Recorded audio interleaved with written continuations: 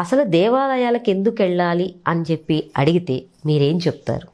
సాధారణంగా ఈ ప్రశ్నను రకరకాలుగా అడుగుతూ ఉంటారు. మాకు ఎక్కడికి వెళ్ళినా ఏమండి అంతటా దేవుడు నిండున్నాడు కదా, దేవాలయానికి ఎందుకు వెళ్ళాలి? ఇంట్లోనూ పూజ చేసుకుంటాము, ఇంట్లో చేసుకుంటున్నాం, ఇంట్లో దేవతార్చన ఉండనే ఉంది, ఇక్కడ చేసుకుంటూ మళ్ళీ దేవాలయానికి ఎందుకు వెళ్ళాలి? మళ్ళీ సర్వాంతర్యాం అంటారు, మరి అదేంటి అని అడుగుతుంటారు.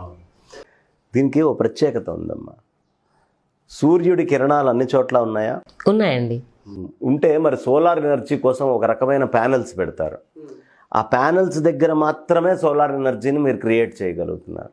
పవర్ వస్తుంది అంటే కాన్సన్ట్రేటెడ్గా కిరణాలన్నింటినీ లాక్కోగలిగేటటువంటి ప్రదేశం ఒకటి కావాలి. సూర్యుడు అంతటా ఉన్నాడు అనే దాంట్లో మీకు ఏమన్నా శంక ఉందా? మరి అన్ని చోట్ల ఎనర్జీని మనం ఎక్స్ట్రాక్ట్ చేసుకుంటున్నామా? లేదు, అన్ని చోట్ల చేయలేం. కాబట్టి దాని ప్రతీకగా ఎక్స్ట్రాక్ట్ చేసేటటువంటి ఎక్విప్మెంట్ని ఒకటి పెట్టుకోవాలి.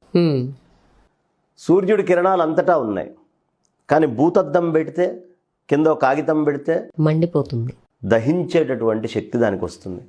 అలా విశ్వములో అంతటా పరమాత్మ నిండి ఉన్నా కొన్ని చోట్ల ఆ పరమాత్మ యొక్క విభూతి ఉబ్బికి బయటికి వస్తుంది. ఈ రహస్యం ఒక్క హిందువులకే తెలుసు, సనాతన వైదిక ఋషికి మాత్రమే తెలుసు. కాబట్టి అప్పుడు గుడి ఎక్కడ కట్టాలి, ఎలా కట్టాలి, ఏ ప్రదేశంలో కడితే దానికి శక్తి వస్తుంది. మనల్ని వదిలిపెట్టేసేయమ్మా. మన వాళ్ళు ఏదైనా చెప్పినా మన వాళ్ళు ఎవరు వినరు. ఇప్పుడు విదేశీయులైనటువంటి వాళ్ళు మన గుళ్ళ మీద చాలా రీసెర్చ్లు చేశారు, పిహెచ్డి బాగా చేస్తూనే ఉన్నారండి. చాలా కాశీకి వెళ్ళి కాశీలో ఎక్కడ ఎక్కడ ఎనర్జీ పాయింట్స్ ఎక్కువ ఉంటాయో వాటి మీద రీసెర్చ్ చేసి థీసిస్లు ఇచ్చారు. ఎలా పెట్టారు? ఇప్పుడు ఇంత ఎక్విప్మెంట్ వచ్చి మనకు అర్థమవుతోంది, కానీ ఆ రోజుల్లోనే ఈ క్షేత్రాలని వీళ్ళు ఎలా కట్టగలిగారు? కొన్ని వేల సంవత్సరాల క్రితం, వేల సంవత్సరాల క్రితం ఎలా ఆ ఎనర్జీ పాయింట్ ఇదే అని వాళ్ళు ఎలా లొకేట్ చేశారు? పోనీ వీళ్ళు పంచభూత లింగాలు అంటారు.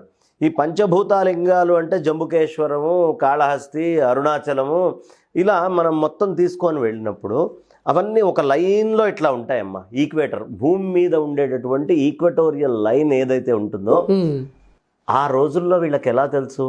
కరెక్ట్గా ఈ ఈక్వటోరియల్ లైన్లోనే ఒక ఆర్డర్ లైన్ గీసినట్టుగా ఉండాలి ఈ క్షేత్రాలు అని. ఒకటేమో ఎక్కడో మారుమూల ఆంధ్రప్రదేశ్లో ఒకటి ఉంది, శ్రీరంగం దగ్గర ఒకటి ఉంది, చెన్నైకి దగ్గరలో ఒకటి ఉంది, ఇట్లా రకరకాలైనటువంటి ప్రదేశాల్లో ఇవన్నీ ఉన్నాయి కదా. ఇవన్నీ ఒక యాక్సిల్లో ఉన్నాయని ఎవడు చెప్పాడు వాళ్ళకి? ఎలా కట్టారు అంటే, లేదండి మేం కాదు దేవతలు కట్టారు అంటుంటారు మన దగ్గర. కాబట్టి అందుకని ఆ గుళ్ళు చాలా విశేషమైనటువంటి విజ్ఞానము, ఎనర్జీ పాయింట్స్ తోటి కూడుంటాయి. ఎనర్జీ పాయింట్స్ని ఐడెంటిఫై చేయగలిగినటువంటి వాళ్ళు మన ఋషులు. ఇక మూడో విషయం, పరమాత్మ సర్వవ్యాపకుడు, ప్రతివాడికి తెలుసు. ఒక్కసారి సిమెంట్ తీసుకొని రూఫ్ వేసిన తర్వాత నీళ్లు పైనుంచి కింద చుక్క పడవని ప్రతి వాళ్ళకి తెలుసు. అవునండి. కానీ ఆ రూఫ్ వేసే ముందు, రూఫ్ వెయ్యాలి అంటే అంతకంటే ముందే సెంట్రింగ్ అని చేస్తారు. అంటే ఇనపవో లేకపోతే చెక్కవో ఏదో మొత్తానికి సెంట్రింగ్ కొడతారు. ఈ కొట్టి కొంతకాలం సిమెంట్ వేసి ఉంచితే, రోజు తడిపితే, ఆ తర్వాత ఈ సెంట్రింగ్ తోటి అవసరం లేదు. కానీ ఈ సెంట్రింగ్ అనేటటువంటిది కనుక లేకపోతే డైరెక్ట్గా రూఫ్ ఎవడు వేయలేరు. అలా సర్వవ్యాపకమైనటువంటి పరమాత్మ అని ప్రతి హిందువుకి అంతటా పరమాత్మ ఉన్నాడు అని తెలుసు. కానీ అంతటా ఉన్న పరమాత్మని సాధన చేసి నేను ధారణ చెయ్యాలి అంటే ముందు దానికి ఒక ముందు వ్యవస్థ ఒకటి ఉండాలి. అదే దేవాలయ వ్యవస్థ.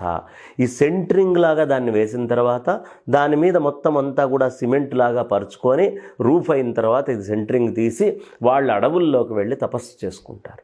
పరమాత్మ సర్వవ్యాపకుడు అనేటటువంటి విషయం తెలిసినప్పటికీ సర్వవ్యాపకమైన దాన్ని పట్టుకోవడం కోసం ముందు క్షేత్రాలకు వెళ్ళాలమ్మా.